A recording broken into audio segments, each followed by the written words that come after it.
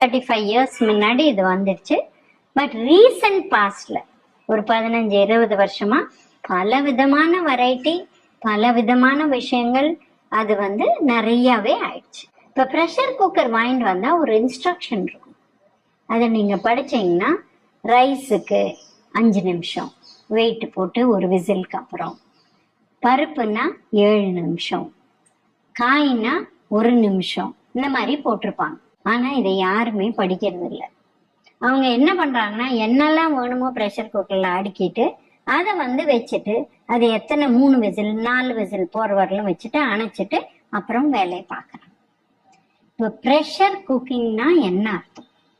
நம்ம நார்மலா கடாயில போட்டு உப்பு போட்டு பொரியல்லாம் செஞ்சோம்னா அப்படியே நார்மலா அந்த பாயிலிங் இல்ல ரோஸ்டிங் இது 2 தான் நடக்குது. ப்ரெஷர்னா அண்டர் ப்ரெஷர், நீங்க போடுற வெயிட்ல ப்ரெஷர் கிரியேட் ஆகுது அந்த குக்கருக்குள்ள. அதுதான் ப்ரெஷர் குக்கர்னே அதுக்கு பேர். அப்ப ப்ரெஷர்ல நம்ம சீக்கிரம் சமைச்ச அந்த டைம்குள்ள எடுத்தோம்னா நியூட்ரியன்ஸும் சேர்ந்து இருக்கும். நம்ம டைமுக்கு மேல எக்ஸ்ட்ராவா வச்சுட்டோம்னா சில நியூட்ரியன்ஸ், ஸ்பெசிபிக்கா பி, சி விட்டமின்ஸ் நிச்சயமா வெளியில போயிடும். இப்ப ரைஸை பொறுத்தவரையிலும் கம்மின்னா நம்ம ஒயிட் ரைஸ் யூஸ் பண்றோம். அதனால சிறிய அளவு அது 5 minutes வச்சா கூட போதும்.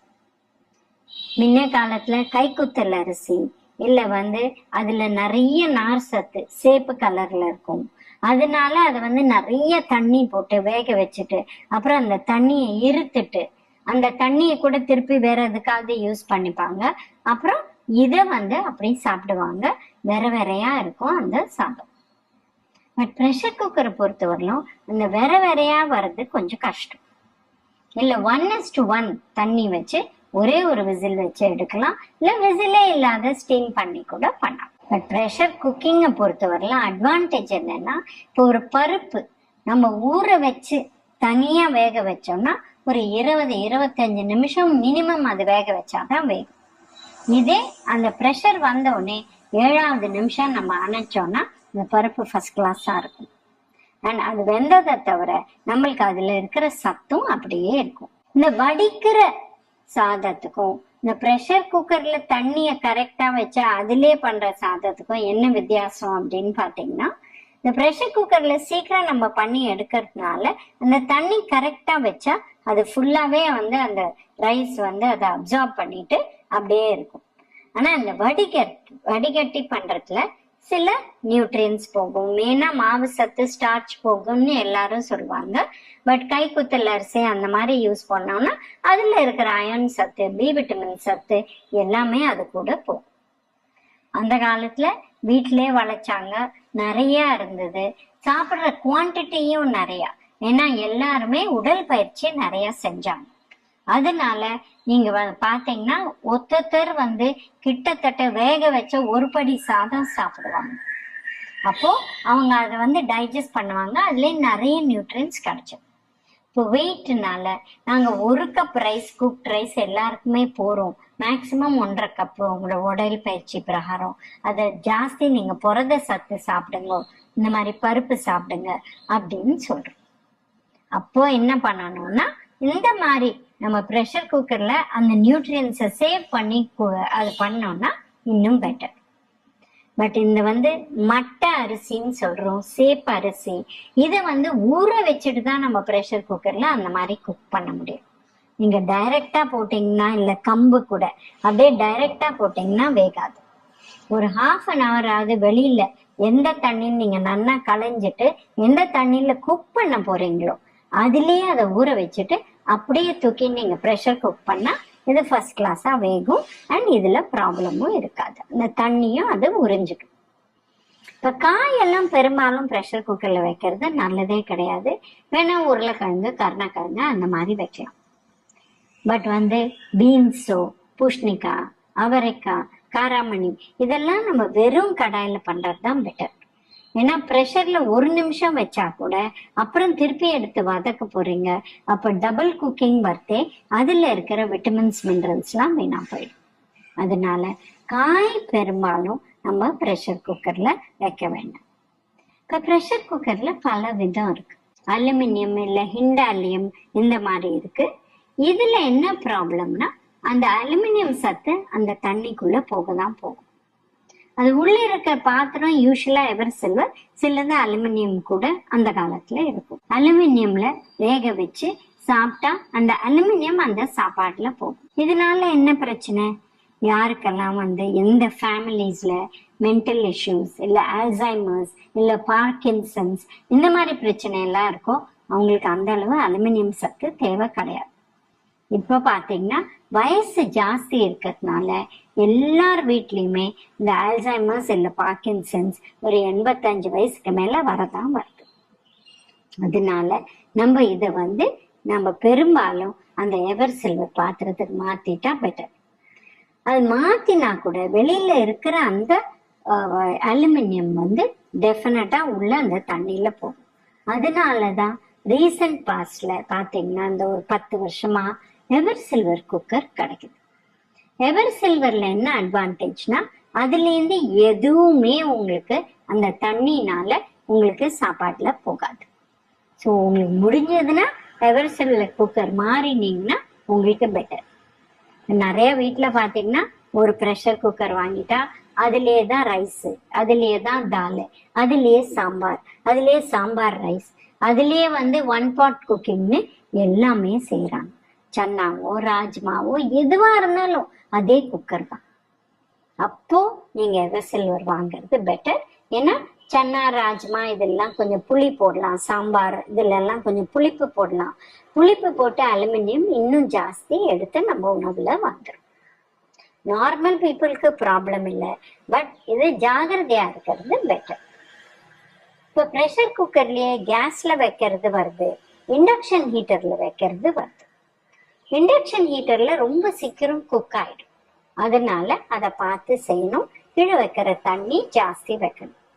இப்போ இண்டக்ஷன் ஹீட்டர் எவர் சில்வர்ல வாங்கினீங்கன்னா அதுலயே தாளிச்சு அதுலயே காய் செய்யறவங்க நிறைய பேர் இருக்காங்க. பட் அதை கரெக்டா அந்த 1 மினிட்ல ப்ரெஷர் வந்தோடனே அணைக்கணும். இல்லைன்னா உங்களுக்கு அந்த நியூட்ரியன்ஸ் குறைஞ்சு போயிடும்.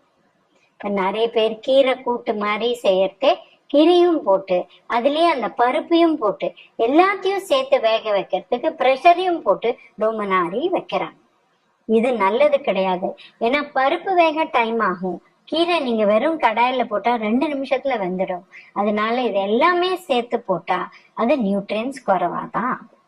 அதனால ப்ரெஷர் குக்கர் நல்லது, பட் கரெக்டா யூஸ் பண்ணணும். இது ரொம்ப ஓவர் டைம் நீங்க ப்ரெஷரையும் போட்டு வச்சுட்டா இது ப்ராப்ளம். இப்ப எப்படி கிளீன் பண்ணணும் அப்படின்னு பாத்தீங்கன்னா இந்த ப்ரெஷர் குக்கர்ல ஒரு கேஸ்கெட், அதாவது இந்த ரப்பர் இருக்கும், அப்புறம் மேல வெயிட் இருக்கும், அப்புறம் அதுல ஒரு சேஃப்டி வால்வ் இருக்கும்.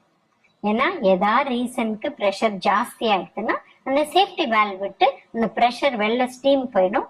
உங்க சேஃப்டிக்கு அது நல்லது. ஏன்னா ப்ரெஷர் போட்டு நம்ம குக் பண்றதே நம்ம ஜாக்கிரதையா இருக்கணும். ஸோ நம்ம கிளீனிங் ப்ராசஸ்ல சோப் போட்டு இந்த கேஸ்கெட்டையும் கிளீன் பண்ணோம். அந்த மூடியில பேசிக்கா அன்னைக்கு ரைஸ்ல இருந்து அந்த கஞ்சி மேல வஞ்செடுத்து இல்ல பருப்புல இருந்து மேல அந்த பொங்கி வஞ்செடுத்துன்னா அதை நல்லா கிளீன் பண்ணி அந்த சேஃப்டி வால்வ் இருக்கிற அந்த ஓட்டையை கிளீன் பண்ணும். ஏன்னா சேஃப்டி வால்வை நம்ம அந்த கஞ்சியோ அந்த பருப்போ மூடிடுச்சுன்னா நம்ம அதை கிளீன் பண்ணாத யூஸ் பண்ணோம்னா அந்த ப்ரெஷர் குக்கர் டேஞ்சர் உங்களுக்கு. ஏன்னா அந்த ரிலீஸ் ஆகிறதுக்கு சான்ஸ் இல்லை. அதனால அந்த மூடியை ரொம்ப நல்லா கிளீன் பண்ணும் சோப் போட்டு. அந்த மேல அந்த ஸ்டீம் வர அந்த வெண்ட்டும் அந்த ஒரு நீட்டிட்டு இருக்கோம் இல்லையா, அதுவுமே நம்ம வாஷ் பண்ணி பார்த்து நம்ம பார்த்தா வெளிச்சம் தெரியணும். அதே மாதிரி அந்த சேஃப்டி வால்வ் இருக்கிற இடத்துலயும் வெளிச்சம் தெரியும். இந்த மாதிரி நம்ம டெஃபினட்டா கிளீன் பண்ணோம். அந்த காலத்துல மண் பானைக்கு நாங்க சாம்பல் போட்டோம், இது போட்டோம். நீங்க சாம்பல் எல்லாம் போட்டு கிளீன் பண்ணா அதை அடைக்காத பார்க்கணும். அந்த மேல ஸ்டீம் வர இடத்தையோ இல்ல சேஃப்டி வால்வ்லயோ இந்த சாம்பலும் மண்ணும் அடைச்சிடுச்சுன்னா அதே டேஞ்சர் தான். நம்ம எது போட்டு கிளீன் பண்ணாலும் அந்த 2 ஓட்டையும் எம்டியா இருக்கணும். நம்ம அப்படி திறந்து பார்த்தோம்னா அந்த வெளிச்சம் அது வரையா தெரியும். அந்த மாதிரிதான் நம்ம ப்ரெஷர் குக்கரை பார்த்துக்கணும். ப்ரெஷர் குக்கர் வாங்கி 20 வருஷம் ஆச்சு, 25 வருஷம் ஆச்சு, இன்னும் யூஸ் பண்ணலாமா அப்படின்னு கேட்டா அதோட நம்ம சர்வீஸ் பண்ணணும் ரெகுலரா. ஒரு 2 வருஷத்துக்கு ஒருக்கா 3 வருஷத்துக்கு ஒருக்கா சர்வீஸ் பண்ணணும். இந்த கீழே இருக்கிறது வந்து அப்படியே எப்படி நம்ம வாங்கினோமோ அதே மாதிரி ஃபிளாட்டா இருக்கணும். அது வந்து நெளிஞ்சு போச்சு அப்படின்னா இதை போட்டுட்டு வேறதான் எடுத்துக்கணும். அதே மாதிரி ப்ரெஷர் குக்கர் வந்து போயிடுச்சுன்னா அந்த வந்து பிளாஸ்டிக் ஹேண்டில் எடுத்துட்டு இதுலயே நாங்க காய் தாளிக்கிறோம், இதே பண்றோம் அப்படின்னா அது ஓப்பனா கடாய்க்கு பதில் யூஸ் பண்றீங்கன்னா அதுவும் அலுமினியம் தான். அதனால அதை சரி அளவு யூஸ் பண்ணுங்க.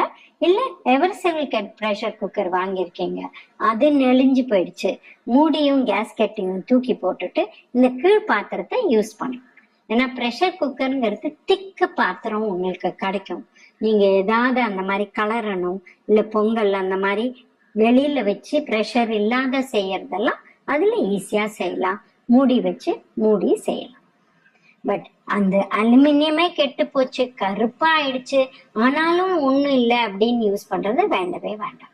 டெஃபினட்டா மாத்திடுங்க. ஏன்னா ப்ரெஷர் குக்கர் அந்த அலுமினியம் கோட்டிங் போக போக யூஸ் பண்றது அவ்வளோ நல்லது கிடையாது.